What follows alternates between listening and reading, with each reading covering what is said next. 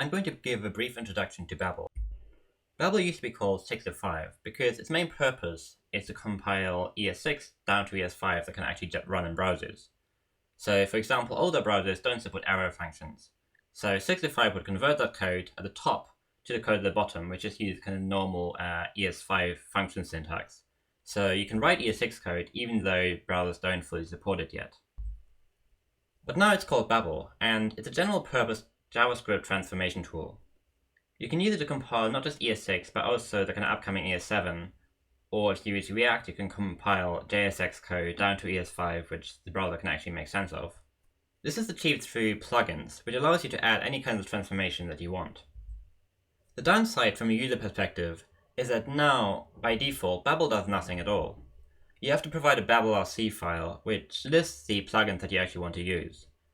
Babel also has presets, which are collections of plugins. For example, you use the ES2015 preset to compile ES6 code. ES2015 is just another name for ES6. So how does Babel work? Basically, there are three steps that Babel takes. First, it passes your code into a syntax tree. It then goes through that syntax tree and allows you to make transformations to your code.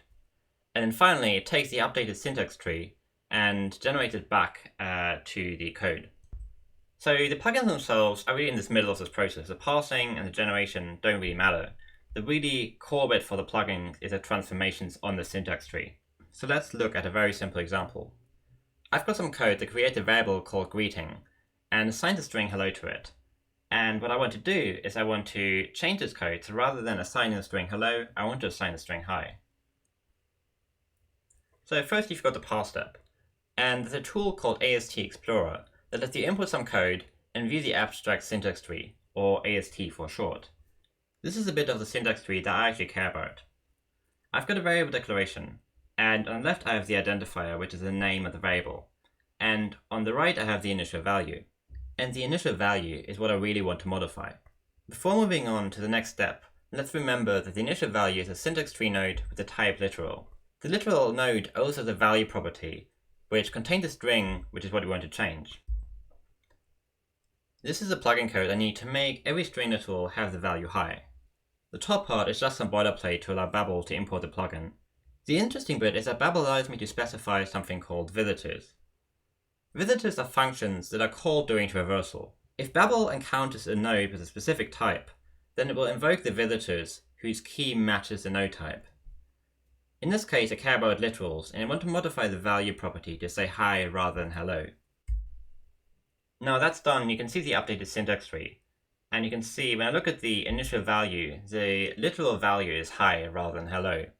So finally, Babel takes that syntax tree and uses it to generate the updated code.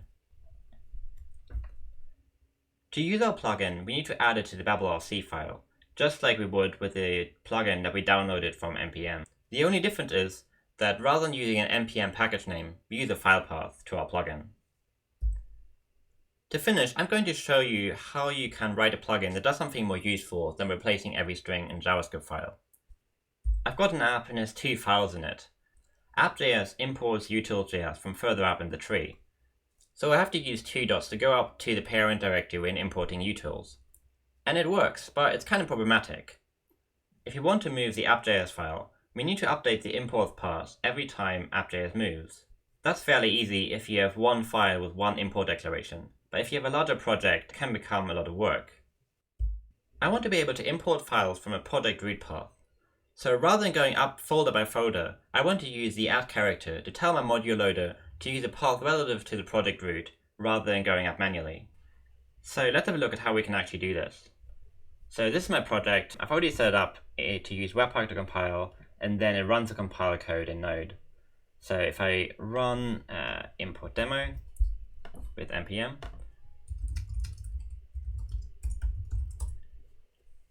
you can see that it works right now with the two dots to go up the file path. So it compiles correctly, and then I get the successfully imported utils method to show that everything went fine. So let me update my app.js file. So rather than having to do dots, I use the @ sign to indicate the project root. If I try to run this again now, I'm hopefully going to get an error. saying that I can't find the module add/utils. So I need a plugin that allows me to kind of change that behavior. And I already have this kind of empty root import plugin, and I added it to my Babel RC file. So here I've got the example plugin that we saw earlier and the root import plugin. So what I'm going to do is I am going to have a look at the app.js code and look at the syntax tree for it. So this is AST Explorer, and you can see I have my program, which is going to whole bit of code I have, and then in the body I've got an import declaration. So I already know that the bit I really want to look at is an import declaration, which is my node type that I'm going to use for the visitor. For now, in our plugin, let's just log and have a look at the node that we're looking at. So if I run my code again now, hopefully the plugin is being called. And if I scroll up here, you can see where my node is. Just like in my syntax tree, I'm looking for this kind of source literal so I can modify this value.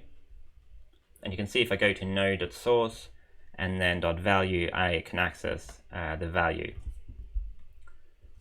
It's fairly easy to change, so path.node.source.value, and I'm going to just change it to use the dot syntax again.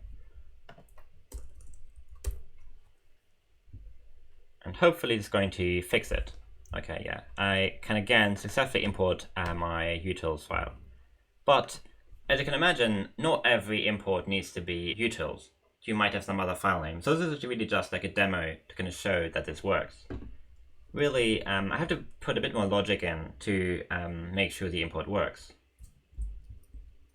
First of all, I'm just going to create the import path as a variable so it's easier for me to work with. Then I don't actually want to modify the import path if it doesn't start with an @ character, because then it's not a path that should be relative to the project root. So I'm going to add that rule first. So I'm just going to return and not do anything. So I've got my import path now, and it looks something like this, @/utils. But what I want to do is I want to transform it to just /utils, but because the @ isn't meaningful. So to do that, I just do import path equals import path.substring1. So that takes everything except for the first character and puts it into the existing import path variable. Next, I'm going to add some more info to my import path. I'm going to use the process current working directory. So current working directory is basically like pwd in console. It's the directory that I'm working in and that contains my code. After that, because I want the root to be the import demo folder, I'm going to put /import demo. And then finally, I'm going to put the import path that I have already, which is the /utils. And then if I use that to replace the node value, hopefully this is going to work correctly.